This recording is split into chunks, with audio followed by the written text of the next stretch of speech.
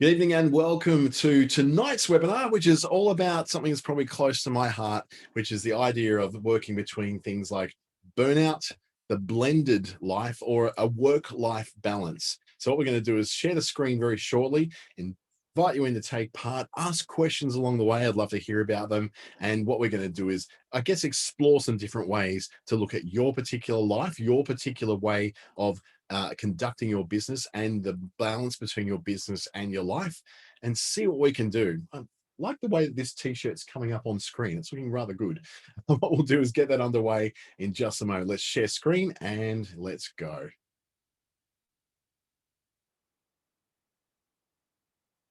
Come on, we can do it. And done. So I say welcome. This is brought to you by Business Station and the Australian Small Business Advisory Services Digital Solutions Program in conjunction with Regional Development Australia Brisbane and Treaty Business Consulting as well. A quote from one of my favorite country singers of old, Dolly Parton: "Never get so busy making a living that you forget to make a life." Sounds like a song lyric. Or it might have been from 9 to 5, that movie she was in many, many years ago as well. This will be available again a little bit later on when I load it up on Business Station's YouTube site, as well as my own YouTube site. So if you look for YouTube and actually find that particular name, either my name, Dante St James, or Business Station, you'll be able to find it on there. What we're going to look at tonight is the concept of work-life balance, or this afternoon, depending on where you are, the concept of the work-life blend, and then looking at making that particular balance or blend work for you. And I've got a lot of personal insights on how I've burned out before and how I came back from that, as well as how I moved between those different concepts depending on the work I was doing at that time. My background in education is on screen. I do a lot of work with Facebook Australia, Google Australia, and Australian government programs such as Be Connected, the ASBAS Digital Solutions, and the NEIS program, New Enterprise Incentive Scheme. Australia does have something of a work-life crisis. You can just look around your friends circle and know there's at least one person, perhaps two or more, that are definitely suffering when it comes to work-life balance, or not really having a work-life balance, which is sad because there's some very, very, very talented, very, very beautiful people who are working themselves into an early grave.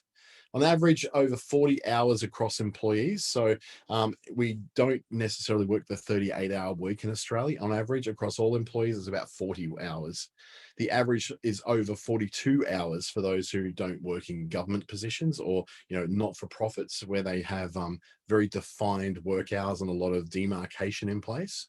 Our overtime culture then goes into more than 48 hours for business owners, which is starting to get to a danger zone. And when we say a danger zone, we mean pretty much that at 39 hours a week. So you get that 30, 38. Once you get beyond that, your productivity starts to decline. This has been measured by doctors, by surgeons, by the Australian Department of Health.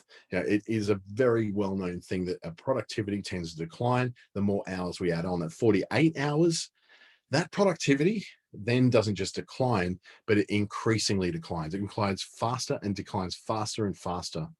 There are long-term health risks for those who work over 48 hours a week. I'm in a bit of a season myself where I'm working a lot more than that, but that is a season. This is not a long-term thing. So if it's long-term, then we need to start to address those things that are beginning to cause us to have those long-term health risks. And those health risks are depression, anxiety. I've had those both myself that came as a result of working ridiculously long hours. Poor sleep is a pretty obvious one. If you're going to bed directly from work, you're not having a buffer zone between the two, you can see how that would get to your mind and get in your head and start to cause you some real problems.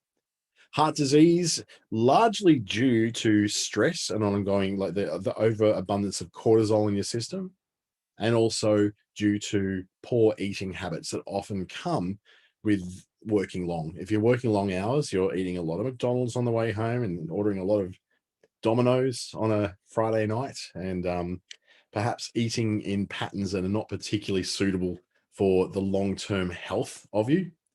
Type 2 diabetes is another big risk in there. And again, that's because mainly because of the sedentary lifestyle that comes with working a lot. We're not talking about work people who are working in building sites and doing physical work. We are talking about people who are sitting on their butts all day. People just like me and you. And of course, there is a cancer risk as well, where you have a risk of poor diet, poor sleep, depression, and anxiety, overabundance of cortisol in your system. There are often links with cancer, especially with those who already have predispositions or genetic risk factors in play. The lifestyle risks are things like your relationships. They really do start to break down. When you don't look after your relationships, when you don't let your family know that they come before your work, when you don't, meet up with your girlfriend or boyfriend at a regular basis and talk about things other than work, you then have those relationships suffer. Divorce is as much brought about by people who overwork as it is by money itself. And if money is the greatest issue that causes divorce, then I would say that a lot of that could be caused by the amount of time we're working, because time equals money and work equals money as well. So they're very closely related. Job satisfaction is pretty much out the window. You can only work this level of hard, long hours before something has to break. And what it usually is a failure of your lifestyle and to live up to your expectations, because you're spending all your time working, you're spending all your time in the office, you're spending all the time on the road, or you're spending all the time working from home and not actually having other things outside of that work. Like, for instance, the ability to see friends, the ability to spend time with your kids, the ability to spend time with those who matter in your life. And then there's increased suicidal thoughts. And please do call Beyond Blue or the Lifeline call if you do find these things come up. Increased suicidal thoughts come because of isolation, I guess. You are disconnected often from your support. You're often suffering in your relationships, increasingly getting worse levels of job satisfaction. All those things leading to someone who feels a little bit mentally not quite right. Mental health issues are rampant amongst those who work very, very long hours. So there's two very different approaches we take from this. One is the classic work-life balance. And the classic work-life balance I'll describe as something that's very commonly found amongst those people who are employees, very commonly found amongst those who are in very demarcated and regulated environments like universities. I wouldn't say hospitals, they're one of the worst, but a lot of other government positions, government administrative positions, things like schools, places like not for profits, where the health and well being of employees is of a paramount importance. And it's something that's often written into constitutions and written into the rules of the workplace. The employee manual will often say that you cannot stay longer than 4:21 in the afternoon. You must leave the premises. You must go. The work-life blend is going to lend itself a lot more to those people who tend to be freelancers, to those who work in private enterprise as opposed to in the public sector, and places where there's a bit more, like tech industry, for instance. They have a lot of long hours, but there's a lot of flexibility around how those hours actually count up and how that work's done, including where that work might be done. So we'll look at work-life balance first. Now, based very much around the experience of being an employee rather than being a business owner. Now, a lot of this comes from very structured workplaces. Corporations, for instance, are very good at ensuring that employees have support within the workplace to do the right thing. It's also based around what we call the 8-8-8 rule, the 8 hours work, 8 hours play, 8 hours sleep rule. It's a common thing. 24 hours in a day, break it into three. 8 of those hours you're going to be sleeping. 8 of those hours you're going to be working, or 7.6 if you're going to follow the actual rules. And then 8 hours that's for you, for your family, for your friends. Now, the reality is in many cities, so if you're looking at somewhere like Brisbane or Perth, there's a commute involved. So one of those or two of those hours could be dedicated to just getting to and from the workplace. If you're a business owner, hopefully your business is located fairly close to where you work, or somehow in the same house as where you live. So that would be a very big advantage, because you're not losing one of those 8 hours to get to where you need to go to. So the 888 rule is very much ingrained in this. It came out of the Industrial Revolution, where it was thought that 8 hours a day would be when it's dedicated to, doing the good Lord's work, or doing the work of the great Protestant work ethic of making sure you work those 8 hours. But then 8 hours is given over to family, to food production, to being able to maintain cottage industries and that kind of thing. And then 8 hours, of course, for sleep. I don't know about you, but I don't get a lot of 8 hour sleep. So I'm around that 6.5 hours sleep, a bit like Jeff Bezos at the moment.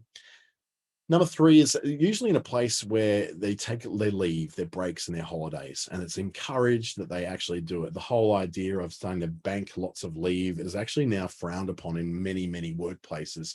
In the last full time workplace I worked in, I banked like months and months of leave that I got a great payout when I left that job. The problem being, of course, that even though I left that job and had a great payout, I also didn't really have a life. I left there sick. I left there with mental health issues. I left there with a lot of pain going on, a lot of resentment, because I worked so hard and so many hours, and all I had to show for it was this payout, which of course, like big bunches of money, they just go. I spent it on buying into a business, and it was almost forgotten the day that I even got it. But the taking of leave breaks and holidays, particularly in government not for profits, where they're usually up to 6 weeks as opposed to the usually mandated 4, you find that if you're not taking that break and you're not taking that leave, then you are strongly encouraged to take it very, very soon. It tends to suit those who have also achieved a certain level of status or stability in both their life and their career. These are people who have children, they have mortgages, they have very, very predictable lives. They have things they have to get to at certain times. They have commitments. They have a very defined start and a very defined stop to their workday. Now, these don't tend to be younger workers. These tend to be workers who have got to middle age, could be about their 30s, up to 35 is where this usually starts kicking quite a lot, where you're not generally trying to build your first steps of your career, where you're working hard to impress people or you're working hard to just catch up. These are people who know who they are, know what they're doing, and have some degree of status in their workplace. So you can see how this may not suit the average small business owner, because work lives on one side of the equation, life lives in a very separate box. They do not cross over. And we sometimes, as employees, really do resent when that work and life cross over, when work's saying, oh, we're doing a Friday night drinks, you should be there. And you're like, I'm not doing that. I'm finished work. I'm out of here, bud. See ya. People who don't want to socialize with other people from their workplace because they don't want work and life crossing over at all. An example could be Clementine, a yoga instructor, where she has a very, very tight timeline. She has her first yoga appointment at 6 a.m. and she's finished because she works very early in the morning. She finishes early in the afternoon, starts at 6, finishes at 3. She makes sure that then from 3 through to whatever time she wants to finish is her time to do what she wishes to do. She has a couple of kids, so 3 o'clock works for picking up the kids from school and getting them home and getting them all sorted. Hubby gets home a little bit later because he works in the city and does a commute. And then she's able to get everything set as far as the kids are. So she can then go when the hubby gets home and takes over the kids to go and do the things she wants to do with her friends. She gets to do the things like going to the library because she wants to go and do some reading, get some quiet time, or she goes and does some yoga and meditation of her own. A very strong delineation between 6 a.m. to 3 p.m., which is when she works her job or her business, if that's her business, that yoga studio. And then after that, she doesn't even think about work. She goes and does the things that she needs to do, both in her life for her kids and family, but also for her own mental health and well-being. When we look at the work-life blend, where they tend to sort of blend into each other, and that picture of the marbles on the screen showing that there's a point where the two do mix. When we look at that, it's common with working mums. Working mums are kind of the pioneers of this because they've got the kids at home and they're working a full-time job as well. And when this is happening, and working dads too, for that matter too, where they have to fulfill a lot of commitments that are inside the traditional 9 to 5 or 8 to 4 working hours. So they need something that's going to have far more flexible working hours. They need to be maybe start early, finish late, maybe do reduced hours so they can get out and take care of the kids, pick up the kids, or do the things they want to do. Some of these people have set it up so that they can work pretty much anywhere at any time. They don't even need, and you see a lot of this during COVID-19, where people in Sydney and Melbourne and the bigger cities have abandoned the cities in their droves and moved to do a lot of telework and telecommuting from regional areas where they actually would prefer to be, where the rent's cheaper, it's a little bit freer and easier to get around, and no lockdowns. Here in Darwin, where I am, we've had a lot of that, where there's a lot of people moved here and have bought up all the real estate and rented out all the houses. There's not actually a lot of real estate left on the market now. It's because work can happen pretty much anywhere at any time. It doesn't have to be relegated to the 9 to 5. It doesn't have to be all done in a particular very tight timeline. It's something which can be done very, very quickly and very easily from a workplace, from a shared office space, or even from a spare room at home, or even in so many cases from the kitchen table. Once the kids are off to school, you do the work at the kitchen table and off you go. This means that work often occurs around other commitments. It means like Megan, who I work with, can pop out and pick up the kids and deal with that side of her life. But she then will log on later on when the kids are in bed and work late as well. So she may not arrive in the office till 10 a.m. and she may get out of there at 2 p.m. But then she works after hours as well, because that's what suits her with kids' commitments, getting the kids to judo, to ballet, to lessons, to daycare, spending time with a husband, and actually doing the things it takes to be a person with a family and a person with commitments that are outside of work. The traditional 9 to 5 wouldn't work in that scenario. It means that you don't have to necessarily work in a 7.6 hour block. You can work in 9 to 12 and then take a 4 hour break and come back, and whatever really works for you, but also happens to work with either the employer or the contracts that you're currently working on.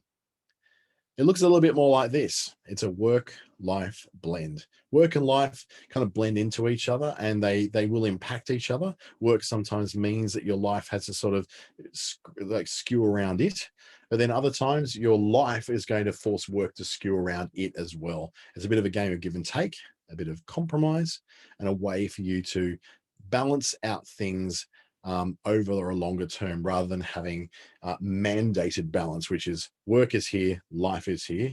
In this case, they sometimes do blend into each other. So an example here will be Joseph, who's a business development manager for let's just say a large paint distributor. Now, he does not have to be in an office. He does not have to necessarily go out and meet clients in his sales patch in person all the time. Sometimes he will, but the most of the time, he doesn't really need to be in an office that works from 9 to 5. In fact, most of the meetings that he would normally go to in an office can be done by Zoom or through Microsoft Teams anyway.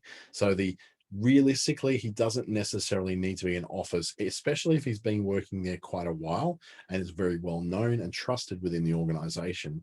This is where there might be a little bit of a problem when it comes to younger workers who are still in that sort of period of trying to prove who they are, prove that they can be trusted, and to prove the level of work.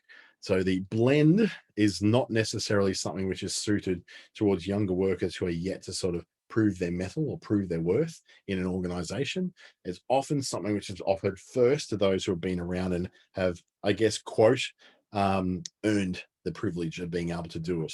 So we see this in a lot of administrative roles, sales roles. We see it in a lot of marketing roles, technical roles, where someone doesn't necessarily have to be on site to be able to get that work done. Likewise, too, Joseph may have it so that he does go into the office 2 days a week, but Tuesday and Thursday. But Monday, Wednesday, and Friday, he works from home, and he's working at very different times, because as long as he gets his sales quotas, as long as he reaches his targets, they don't really care at the paint distribution firm how he does that. Whether he does it all on a Monday and takes the rest of the week off, or whether he does it on maybe Tuesday and Wednesday and takes all the days off around it. If that's what works for him, that's what works for him. So Joseph's case, as the business development manager, this could be the best way for him to go. But like any arrangement, there are pros and there are most certainly cons as well. In the case of a work-life balance, the advantages are very clear. There's a defined work and defined non-work set of hours. So you know that your 9 to 5 is when you work. Everything out of that is boss, don't call me. I don't want to know anything about it. It's also a very predictable way to work and a very predictable way to live. It makes it so easy to plan ahead. I don't live this particular work-life balance because it's very hard for me to tee up times with my friends to go and see them for a beer or catch up with them, go to the footy or watch something together or go and grab dinner. It's actually a really difficult thing to do because my work, by definition, takes me away from here very much often. So the predictability is not quite there. There are definite health benefits to a work-life balance. When you have some work-life balance and very defined boundaries between work and life, it means you've got time to do things like exercise. I do remember when I was at my peak physical fitness, it was a time when I had a very defined work-life balance. I'd work from the office 2 days a week. The rest of the time I'd work from my home office, and I was able to go into the gym morning and evening easily and fit them both in. It didn't feel like I was rushing my day at all. So the health benefits to that kind of thing are absolutely there. When your day is structured, when your day is predictable, when your week is structured and predictable, you can do things like making time to go to the gym for an hour, hour and a half, and do it in the morning and the evening, going for walks, walking the dog, taking out the trash, making sure you're cooking dinners, meal prepping, all those things fit into a much more defined and predictable way of living your life. The problems, though, of work-life balance means that lack of flexibility makes it really difficult when things change. When you build your life around an expectation that you work a 9 to 5 job, and then suddenly your job is outsourced to somewhere else, and you're forced to go into a different role where the things where you're working from 12 to 8, suddenly you realize, oh, wait, I'm not adjusting to this. My life doesn't suit this. I don't have the right kind of structure to be able to suit this. Then it takes a lot of difficulty to make that change because work life balance relies upon things remaining the same. Relies upon a stability of employment, a stability of workplace, a stability of business. That means you can predict the times very, very accurately, day in, day out, week in, week out, in order to make sure that you go to the gym every single day at 4:30 p.m. in the afternoon means that you know that you definitely every day are going to finish at 4:30 p.m. and nothing really stops you. You get booted out the door at 4:21, you can be at the gym at 4:30, right? Makes sense. But when things change, then that's not quite the same. So the things you might have paid for, the things you might have set up, the routines you have in place that supported that 9 to 5 lifestyle, when it changes to a 10 to 8, suddenly those things don't make sense anymore. You're going to bed a little later, you're waking up a little later. Going to the gym doesn't feel the same because you're missing out on the classes that you would normally do much earlier in the morning at say 6 a.m. And the biggest problem I think with this work-life balance stuff is that it's really unrealistic when it comes to new business owners. If you are new to all this, if you're a new business owner, this is utterly unrealistic for you to be able to live to, because the reality is that you're going to spend more hours setting up that business and perfecting your process and your product and your promotion, that you're just not going to be able to do that all in a very defined time. Now, I know we all wish we could. We all wish we could put together this life that allows us to do it, but the reality is that when you're starting up a new business, work life balance is the first thing that gets pushed out. Predictability just doesn't seem to be there because you're still forcing yourself to understand this new life, forcing yourself to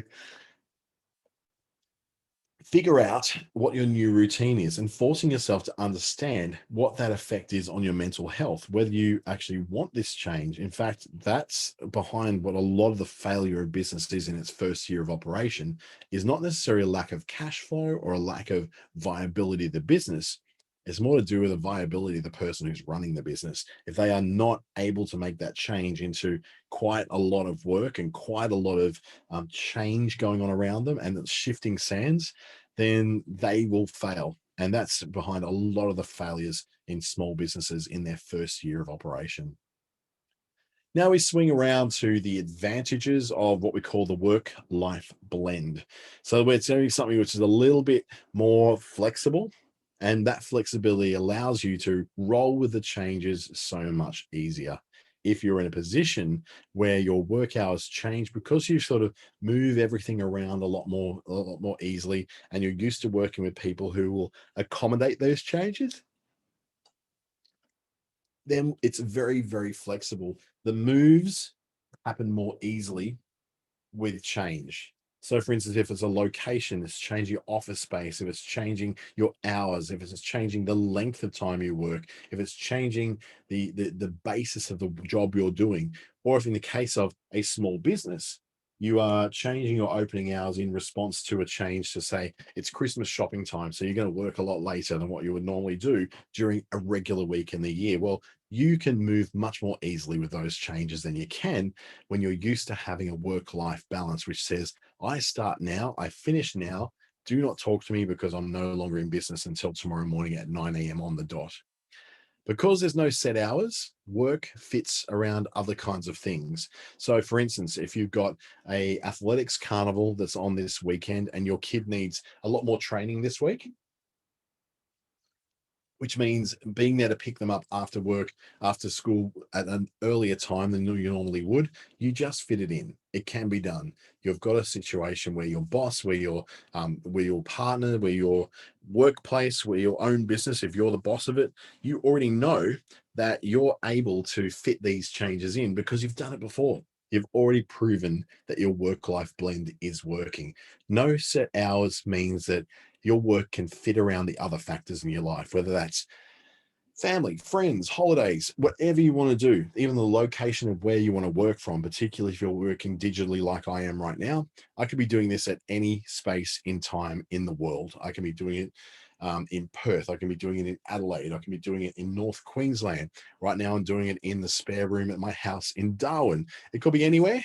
It just allows you to set your hours and your locations around other factors rather than having to say, I need to be ready at 9 a.m. and I need to finish at 5 p.m. That's all my life is.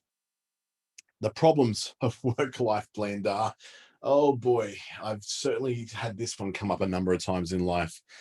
The lack of definition can bring what we call work creep or business creep.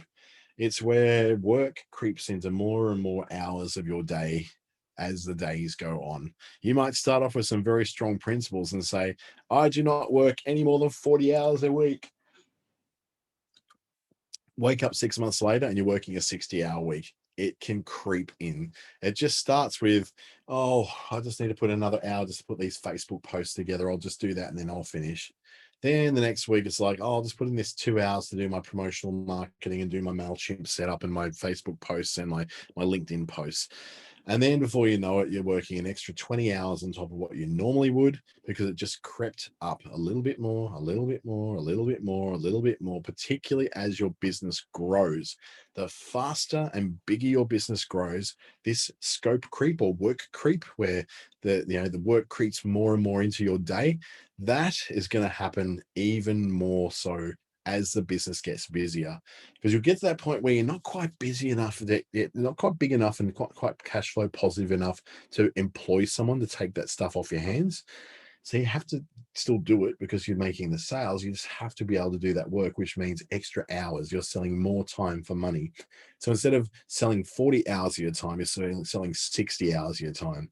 Really unhealthy way to live.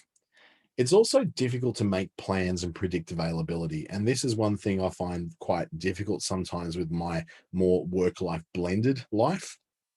It means that when I want to catch up with friends, and usually a Wednesday night is when I would do that. I catch up, and if I'm in town, all my friends would get together on Wednesday night. We go out for dinner at the pub and have a laugh and have a chat, see how life is, laugh, cry, all that sort of stuff on a Wednesday night. And I really enjoy doing that. The problem there being that I'm doing a webinar now during dinner time at 6 p.m. where I am, 6:30 on the East Coast, maybe in 7:30 in some parts of the East Coast. The work has crept over into the 5:30 to 6:30 slot in my weekdays because I find this is the best time to get these done, and I get a better attendance level on webinars at this time as well when other people have finished their work for the day. You can start to see the problem as that work life creeps even more. then I tend to force it later and later as people. I go with the market. The market says it wants it now. The market then starts to say, oh, we want to be able to do this on a Sunday because we've got spare time to burn. I start doing that Sunday. What you would normally think is that the smart person would do 2 hours on the Sunday and take those off the first 2 hours of a Monday morning. But there I am Monday morning, every Monday morning, 8 a.m., ready to start and go again. So that creep does happen, which makes those plans and that availability even more difficult to work with because you tend to work much longer hours. It's just a part of what comes with work life blend. You don't want to necessarily end the work because you actually tend to like the work, particularly if you're a business owner. You're going to love the thing you're doing, right? You want to put the hours in, but it's going to be difficult to make plans and predict your availability around that. It's going to be difficult to control the creeping of work further and further into your life. So, work life blend does certainly have some very good things about it, but it's also got a lot of problems that make it a little bit hard. So, how do you find your particular blend or your particular balance, whichever way you want to look at it? So, let's take a quick look. Family really should be knowing that they are the most important of your life. Your partner, your kids should never doubt that they come before your work does. Now, this is difficult, especially when you've got a business, because your family tends to be very much integrated in with your business, right? They will be there with you quite often. If you're a work from home person, work from home dad, or work from home mum, the kids are right there with you. So you've got this situation where it's hard for them to know that they're more important if they're constantly being pushed aside, saying, no, no, I'm on a webinar. No, no, go away. I'm on a webinar. Daddy's on a webinar. You need to stay outside there. That's when it gets a bit messy. So you know to pick the right situation that works for you by selecting the work-life balance or the work-life blend based upon how that works with your family. If you find that your partner, your wife, your husband is starting to get a little bit narky at you because of the hours you're spending at work and doing your business, then you're starting to face a problem. They're only going to put up with that for so long before the relationship will break down. Likewise with the kids. When they stop asking you to spend time with them, when they stop asking daddy to play with them, when they stop asking mummy to come and read to them, then you know there's a problem. They're starting to disengage from you. When your partner and your kids start to disengage from you, you know that you're working too much. And it may seem like, how am I supposed to do both of these things? There's always a way, there's always help, and there's always a method where you can actually have a kid come sit next to you while you're working and they do their bit. I've seen it with a lady, Lucy, who I work with on a very, very common quite a lot. I work with her quite a lot on a nearly daily basis. And she often has a little girl, Annabelle, there. She's currently on Zoom calls and she's on lockdown in Victoria, which is lifted tonight. Thank you to Melbourne. You've done a great job in being able to nip that in the bud. In her case, so she'll often have Annabelle there with her, coloring in stuff, asking her questions while she's on a Zoom call. Her blended life has learned that we know how to deal with that. We know that Annabelle's there. We know that it's going to take a little bit longer just to get through some of the points on the agenda of the meeting. But at the same time, we know that it's what's working for her. It's not making a big difference to our lives as her colleagues, but it means that she's actually able to live that more blended life. You know that you've got a good balance or a good blend when you feel like you're in control. Now, when I say in control, I don't mean like cracking the whip. I mean, you know that you could turn up or down any of those areas of your life. You could turn up the social life a little bit. You could, turn up the fire hose of work a little bit and do a little bit more work, earn a bit more money if you needed to. You know that you could go and have that night out with your friends on a Friday night rather than having to sit up writing that report.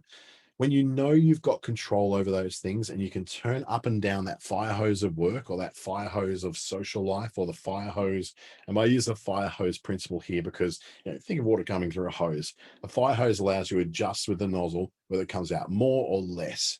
So the fire hose of work or life, you can control that, then you know you're in a pretty good position in life and you're understanding that you have control over what goes on in your life. Now, of course, there's always things that happen outside of our realm of control. I'm not talking about that. I'm talking more about the things you know you can control in your life. You're able to control those in your life.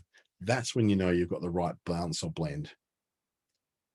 If you're rushed and stressed, all the time, that is not a good balance or a blend.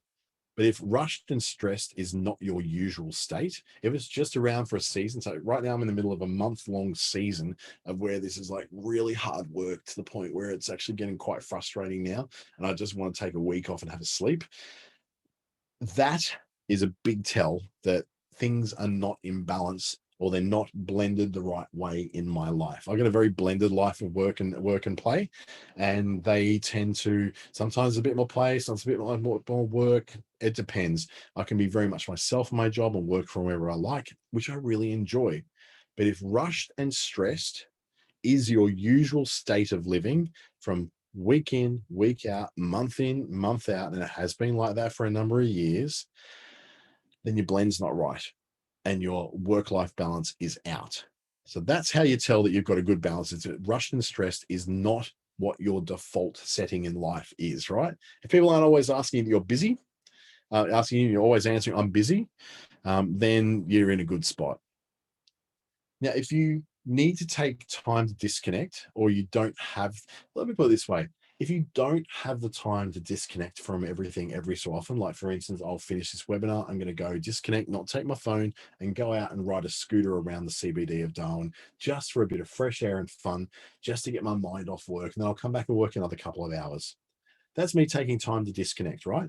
If you don't have time to disconnect because that half an hour that you take to do your disconnect time or go and do yoga or go to the gym is going to negatively impact your work, then you know your balance or your blend is not quite right. Huh?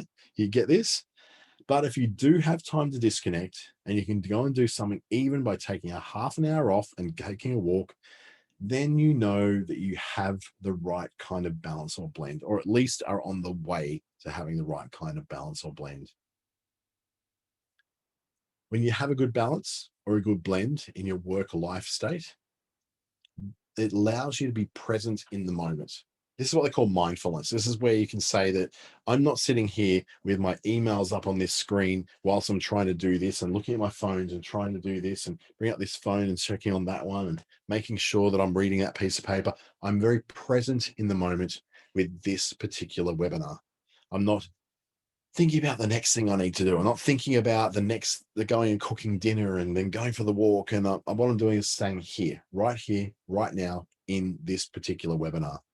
If you're able to be present in the present, and that's usually how you are, you can, I've taken a photo here of a woman doing yoga, like a meditation in the middle of the workday. That may not be quite you. It's certainly not me. But if I'm able to sit back and just go, that was a really hard day. I'm going to go for a walk and I'm going to turn off, disconnect, and not take anything with me. Be very present in the moment, be very mindful in the moment. Then we know that you've got a pretty good balance or a pretty good blend, right? Being able to not have to be always thinking of what's going on that screen, that screen, that screen, these screens, those screens, and wondering what's happening with every little notification coming through. I actually turn over my phones, I turn them over upside down in a way to say, this is the way that I'm not going to take any distractions so I can be present in the very moment. A person with a lack of balance and a lack of really good blend will tend to have their phones all turned up towards them. So you'll see them always looking away and go, huh, huh. You'll see them on a Zoom call, always looking at something else. Or they'll try and do these ones where they have it here and you can see them, they're looking down at their phone, but they still seem to be that they're looking at their, it seems like they're looking up at their screen, but they're not really. They're looking down at their phone. That's when they're not being present in the moment. They're not being present in the present. And a successful work-life balance and a successful blend both feature that you have both time to spare and money to spare. If you don't have either, you're probably in trouble and you really need to make some very different life choices. But if you've got tons of money but no time, or tons of time and no money, you're out of balance and your blend's not right either. So if you've got money and you got some time, both in the same kind of area, you're probably going down the right path. And especially with all the other options I've mentioned so far, and what are the signs that tell you that you definitely are on the right track, then you can say very safely that you are in the right place when you've got multiples of these. So not just the time and the money, not just being present in the present, not just having time to disconnect, not being in a rushed and stressed state all the time. If you match all of those, there's a very good chance you're in a very good place. Another trick is if you work from home or you've got that blended lifestyle like I do, there's a very separate place for work in your home. I don't work on the couch. I don't work in the bed. I don't work in the kitchen or the kitchen table. I work at my desk in my home office. I close the door. I dress up every day. Usually, I'm a bit casual because I'm after work hours now, but I usually wear a collared shirt and I dress appropriate to working, and I act appropriately with that and work the appropriate amount of hours I need to get the work done that I need to get done. Having a dedicated space for work in your home is a really healthy place to separate the work and the life. But having sitting yourself at the kitchen table where you're surrounded by the washing and the laundry and you want to fold and you want to iron and there's all these distractions going on is not a balanced or blended way to work. Blended doesn't mean that you're literally doing multitasking, that you're sitting here on a Zoom call folding clothes at the same time. It's more about having, yes, you've still got separation of work and life, but they don't tend to have defined hours. They are blended a bit. So when you need to finish at 3 o'clock on one day, you do. If you're going to work until 8 o'clock another day, you do that as well. You've got the option to do it. The work life balance says there's defined end and a defined beginning. Blend says, yeah, sometimes those things move around, they change a bit. Having a system in place to know when everything is happening. Whew, I don't know what I would do without my Google Calendar. I was actually looking it up on this screen right now, and I have to tell you, it's a mess of colors and all that. But I tell you what, I know when everything is happening. I know everything that I have to know about my week. I'll bring it up and I might even share you a little bit of a look at what mine looks like. It's a very big week this week, so it's looking a bit scary to be honest. But let me see. I'll share that screen, go up here and share my other screen. So here's a little bit of a look at what my calendar looks like right now. It doesn't look very balanced. It doesn't look very blended. It looks like I've had nothing but one thing after another thing after another thing. But the beauty of it is that I know where everything is. I know exactly what's going to happen and when it's going to happen, which gives me a lot of ability to, well, be in the moment, which was one of our tips from before. It allows me to be very mindful where I'm at. It allows me to know that when I'm with Cassie earlier today, with Alana earlier today, I was 100% with them. When I was on the webinar with Phil DeBella from DeBella Coffee, I was 100% in the moment with him and his webinar. And right now, I know that I'm in this particular structuring of business for burnout, blend, or balance. I have to remember the names of it there. I knew that I have to 100% be there. If I leave this particular thing up here and look at my system, I'll start to go, oh my goodness, I've got this thing to do next. I've got this thing to do next. I need to get rid of that now. So that's also being in the moment, is getting rid of that off my screen so I can't see it anymore. I have my system. It's on my phone. It travels with me on my Google Calendar. It's really easy for me to tell what's available and when, which judging by that calendar, I'm not available for the next 5 years, but we'll talk about that at another stage. What it does mean, though, that I have the comfort of knowing when everything is happening because everything is in its place. It's booked. I even know where I have to be at any of those times as well. If there's a link to a Zoom call, it's there. A good work-life balance and a good work-life blend has a system in place so that you know when things are supposed to happen. That makes so much more of a relaxing way to live your life and to conduct your workday. Including some exercise in your routine. I haven't been too good with this lately myself. I'll be completely honest with you. Um, Having that sort of routine where you have exercise is a good balance and is good with a blend as well. The difference may be though in the balance says that you finish work at 4:30 and you go directly to the gym and that's your allocated gym time. It's why gyms are so damn busy after work hours because that's when everyone goes. But if you're on the blended lifestyle where you go, you know what, I'm going to take 2 hours off over lunch and I'm going to go to the gym when people aren't generally there. Or, you know what, I'm going to work for 2 hours, I'm going to go to the gym for an hour, come back, work for another 4 hours, and I'm going to go and do some yoga for an hour. That kind of blended life that doesn't require you to be sitting in a specific place where your workday isn't split into 8, 8, 8. It might be split into 2, 2, 2, 2, 2. Then you're in a little bit more control of your life having that exercise in your routine, even if it's just a walk around the block or a half an hour stroll or hopping on and getting off your butt and into something. It doesn't have to be strenuous on treadmills in gyms and working out and boxercise and Muay Thai. If you want to do those things, all the power to you. They're not necessary for you to have a quality of life, unless those things are important to you for having a quality of life. The exercise will also be very important to you. And boy, this one's a big one. You're gonna have to learn to get okay with saying no sometimes. That isn't just no to work, by the way. That's no to things in your life, such as, but we always meet on Tuesday night. Why aren't you meeting with us this Tuesday night? No, I can't because I have to actually get some stuff done elsewhere. It's about saying no to sometimes the family, not all the time, just saying no. They say, well, but every Sunday, every third Sunday of the month, we catch up and we meet up. Why can't we do that now? They may live very regimented, very planned, and very predictable lives, but you may not have quite that.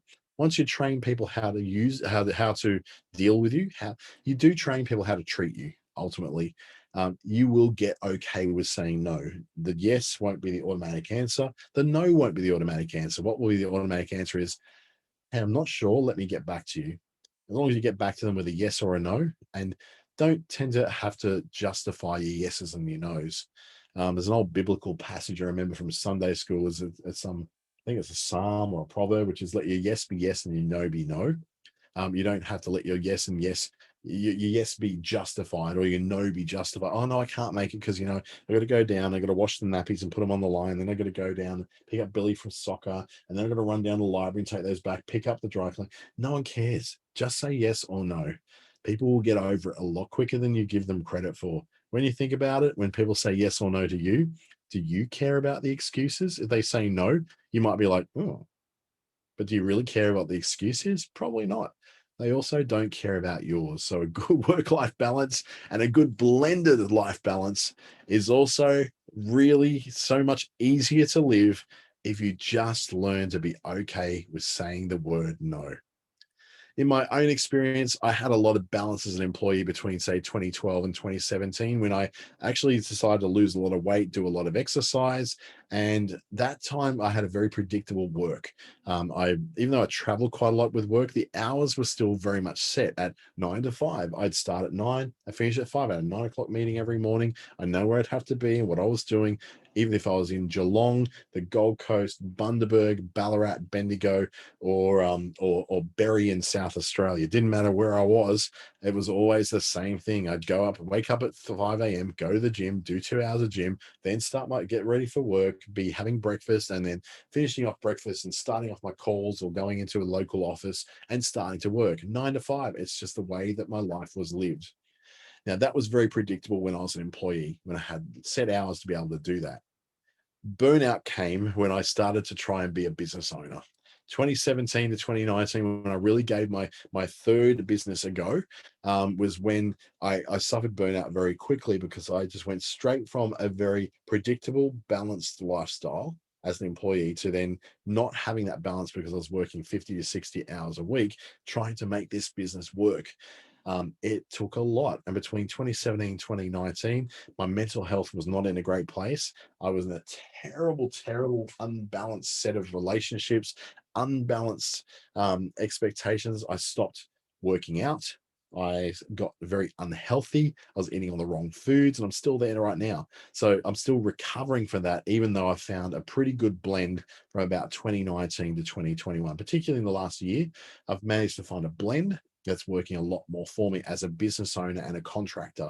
I can start to set my hours a bit more flexibly around the things I want to do. And most importantly, it's allowed me this year to pre-book a lot of work travel where I'm able to go and work from the places I want to work from because I want to work from them.